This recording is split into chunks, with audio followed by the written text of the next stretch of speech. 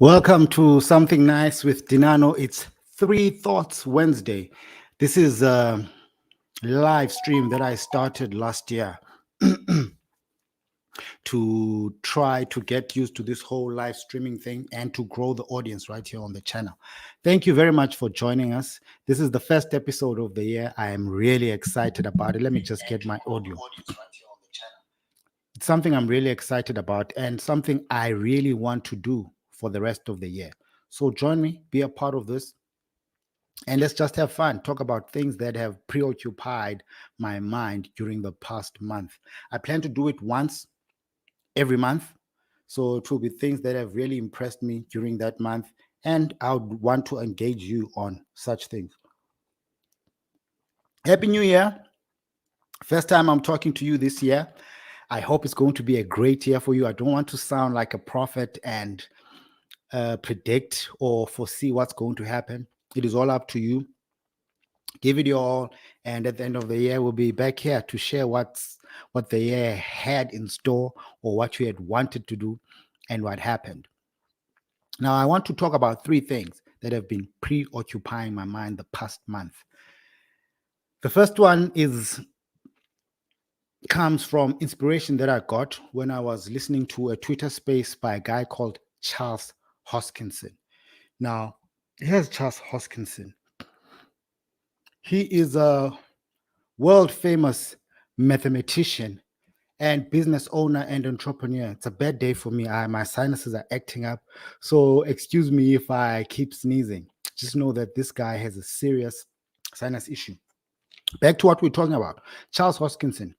If you are in the crypto space, you will know that this is the guy that founded Cardano, which is one of the top cryptocurrencies out there.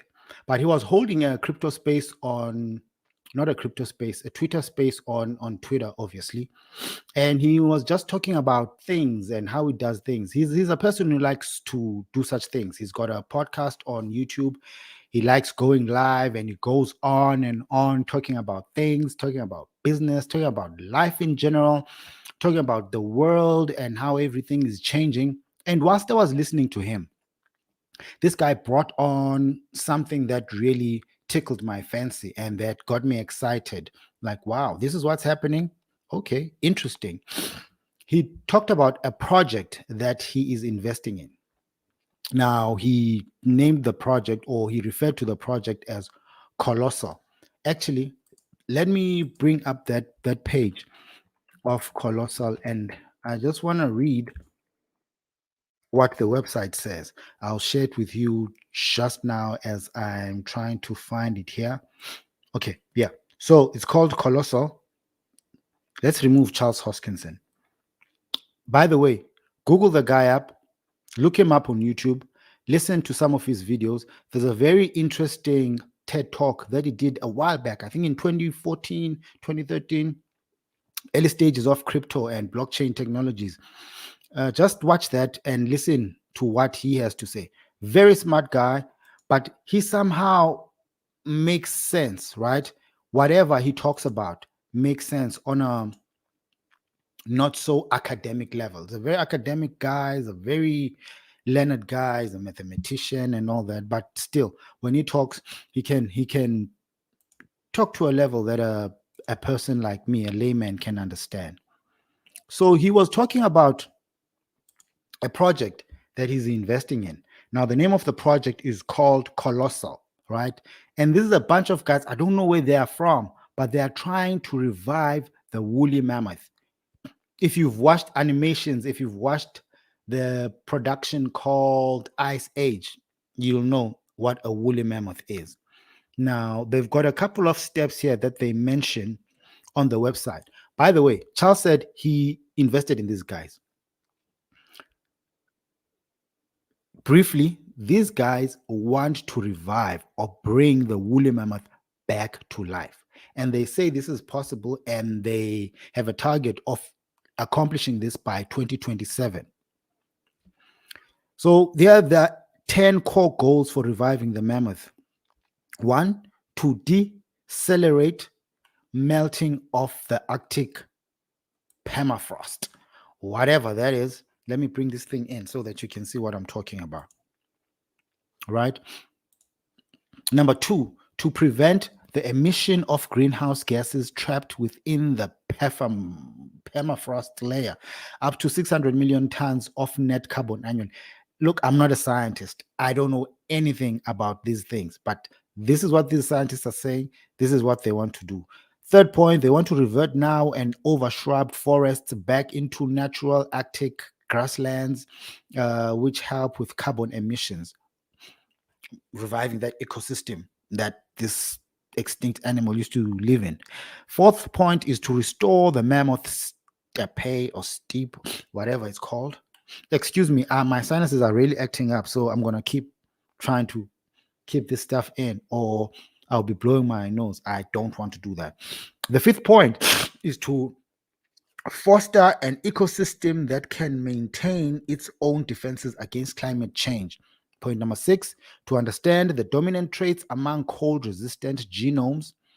Number seven, to save modern elephants from extinction. Wow, okay, that's a strong point there, I think. Number eight, to establish a proven link between genetic sciences and climate change. Number nine, to equip nature with a resilience against humanity's adverse effects on vital ecosystems. And the 10th one is to drive advancements in multiplex CRISPR editing, whatever that means. I don't know. Okay, so this is what they want to do.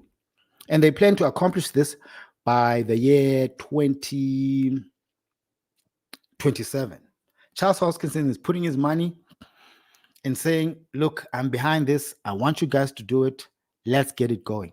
Now, the main thing that's been raised from this is the issue of ethics and what this could bring, and if human beings can be able to live with these gigantic species of animals, or this specific species of animals. I don't know. There's been a lot of talk. I think this thing really came out and started making the buzz online around about July in 2021.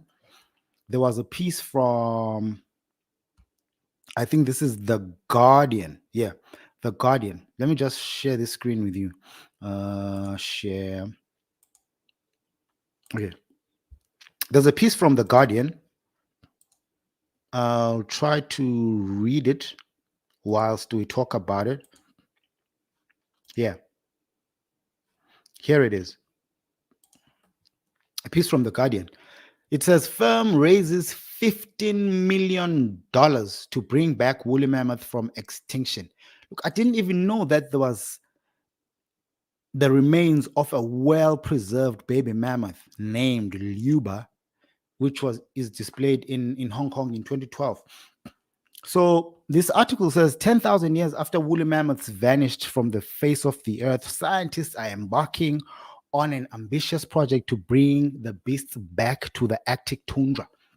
Somewhere in northern Russia is where they see this happening.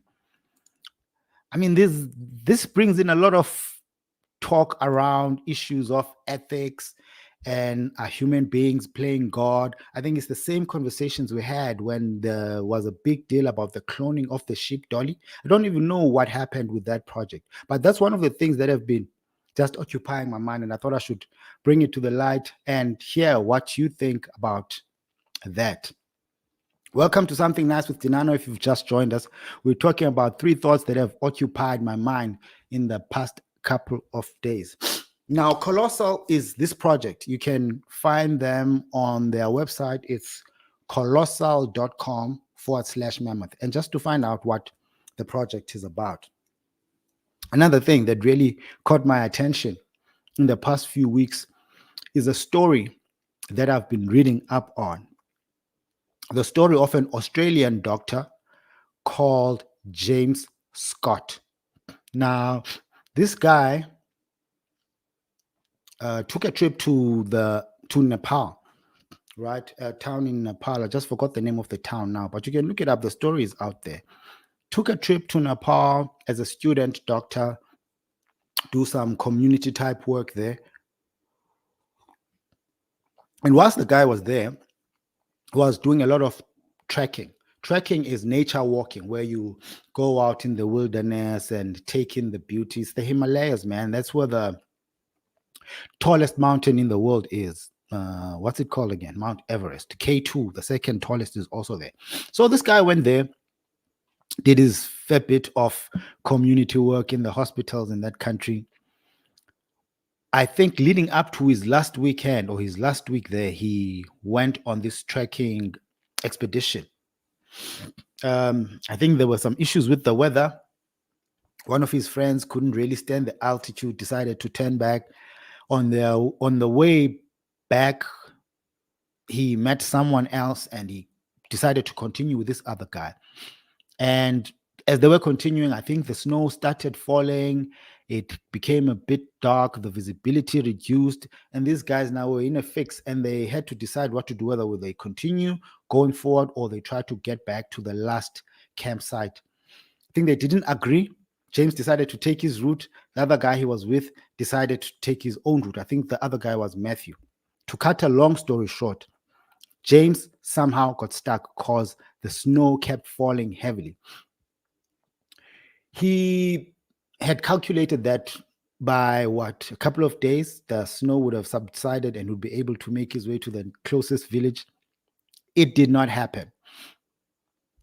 And the guy was stuck in a very tricky place where he couldn't move because the snow there would go up to his thighs if he had started walking in the snow. Mind you, at home, he had a fiance in Australia that he was supposed to get married to. He had his family, his parents were expecting him back, but he ended up being stuck here for 43 days. Yeah, mind boggling. Imagine 43 days without food, 43 days with a little bit of water because there was no water where he was. This guy could only get help or only get water from snow, basically. Now this is the book. It's available. They are selling it on Amazon. It's called Lost in the Himalayas, James Scott's 43-day ordeal. I want to read an extract. I didn't read the whole book, by the way. There's something nice. It's not a Bible. It's not a Bible. It's a, I don't know how old or how young you are, but if you're as old as me, you will know that there was once this great publication. Can you see the name? Reader's Digest. Yeah. I don't know if it's still around, but there was once this great publication. They used to produce magazines monthly. I know this because my dad was an avid reader when he was a young person and he used to collect these magazines. I remember in our home library bookshelf, we had an old copy of the Reader's Digest from I think 1966, and it used to intrigue me because I used to look at the price and I thought, wow, this thing cost like what, 3 cents, 30 cents. I can't remember the actual amount, but yeah, I picked up one of these books from my aunt's house up at Soweto. I was like, hey, I need something to read. And I know these guys usually have great, great, great stories. So now I'm going to read an extract. This is now James talking after he has been rescued. 43 days in the wilderness with no food, just snow to eat. Okay, so this is an extract from the book. This is James now. This is his journal. One of the most frequent questions I am asked when public speaking is, how have my own values in life changed since the ordeal? And have these new values faded with time? He also says, it is a very difficult question to answer. I can say for certain that my belief in God has strengthened and I am certain he exists. Right? That's one of the things that happened. It amplified his belief in God. I also realized how important those closest to me are. This I have not forgotten, nor is it likely ever to fade from my memory. To lose one close friend or family member is a tragedy. To lose everyone is beyond comprehension. One of the things he kept writing about while he was stuck in that Smolanyana cave, he was just stuck below a rock that would protect him from the rest of the snow that was outside this shaded rock that he had found refuge in. And he kept thinking about his family, kept thinking about his fiance, Gay, and kept thinking about his parents. I can't die. I need to carry on. I need to be strong. I need to think positive thoughts so that I can get out of here. And then he also continues by saying, finally, I believe that whilst in the mountains, I reached a pinnacle of purity that I will never touch again while living in Western society. I think this is important. Take note of this. My existence became so primitive that the lust and greed we all have at times for money and material possessions was replaced by a desire for the basic necessities of life. All that I wished for as I battled through those days was some food, warmth, and love. Never before had I appreciated just how beautiful a small bird could appear. I'd never really taken in the majesty of a clear, starry night. I had been so humbled that something as simple as a few hours of sunlight would fill me with warmth and gratitude. Now that I am back home with everything I could ever possibly need, I can't derive the same pleasure out of such basic events, but I still appreciate the strength these things gave me when I had no other pleasures. Some of the things that he mentions that he said kept him going during that ordeal or gave him the strength to carry on and go forward was his faith in God, obviously, thoughts about his family. And the other thing is the mental strength and physical strength he had gathered from learning karate. Discipline. I remember that because I also did karate when I was young. And our sensei always stressed discipline. And he says he learned to preserve his energy. And he somehow learned from the kata techniques. Kata is something that you do in karate. Look it up. And those whole lessons that he learned from the kata helped him to preserve his energy and be disciplined. Now, reading this book just revived my love for reading, and I've decided that this year I want to at least read one book every month. If there's a book you're reading, let us know what you're reading so that we can share any interesting books that we've picked up. So that was the book that I've read. I've finished it. It's a compressed version, luckily for me, but I think it's quite comprehensive enough to make one understand what happened. Now, this guy was stuck there for 43 days. They say in such conditions, below freezing point weather, no food, no water. He only had snow to eat. They wouldn't expect anyone to last over a week. If you're really strong, pushing it, lucky, you'd last 10 days. This guy lasted 43 days. That is 6 weeks and maybe one day more. And he didn't come out with anything really detrimental to his health. I think there was a deficiency of vitamin B1, which messed up his vision. He says for the longest time, he saw everything in twos and he had to really focus for him to be able to see something properly. And I think he never really recovered from that, even though they tried to help him replenish the vitamin B that he had lost. Oh, by the way, I have a couple of books that I gave away on the channel because I'm big on reading, as I had said.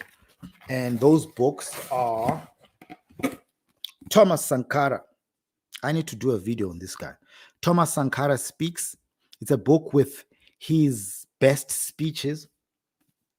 Also have another one on a guy that really helped this channel grow. My interviews with Maponga Joshua III, Find Your Truth, the Farmers of Thought series. It's also being given away. And then the fourth one, another person who I interviewed on the channel, Dr. David Molapo. He wrote this book with Linda Kumalo. It's called Leadership Towards the Fourth Industrial Revolution. Leaders Adapt or Disappear. There's a giveaway on a short that I did late last year, and I've chosen the winners, but they haven't come back to me to claim their prizes. So what I'll do is I'm giving them until the end of this month, until the end of January, for them to claim their books. They can hit me up on my email address. My email address is found in the About section on the YouTube channel. So if you go to the About section, there's a section there that says View Email Address. You just view the email address, hit me up, let me know that you've won, because I did actually reply on that shorts. So get back at me, let me know. If you don't, at the end of the month, I'll do another giveaway. I'll give away these books. I've got plenty other books to give away, by the way. And that's something I really want to do this year. As I grow the channel, I want to give away a lot of books. I have a question. What are you reading? What kind of books do you like reading? And what are you currently reading? As I had said, I'm reading this book, which I've just finished. And now I have to decide what else I should pick up and read. Maybe I'll finish the Thomas Sankara Speaks book and do a short video on the 10 great things that Thomas Sankara did in office. I think he was an amazing African leader. And I always say, to date, as far as I am concerned, no one has reached the level of Thomas Sankara's excellence, not only in Africa, in the world. That's my thought. This has been Three Thoughts Thursday, right here on Something Nice with Dinano. Thank you very much for joining me. Like the video, share it if you really enjoyed it, and I will see you next time. Thank you very much. Good night.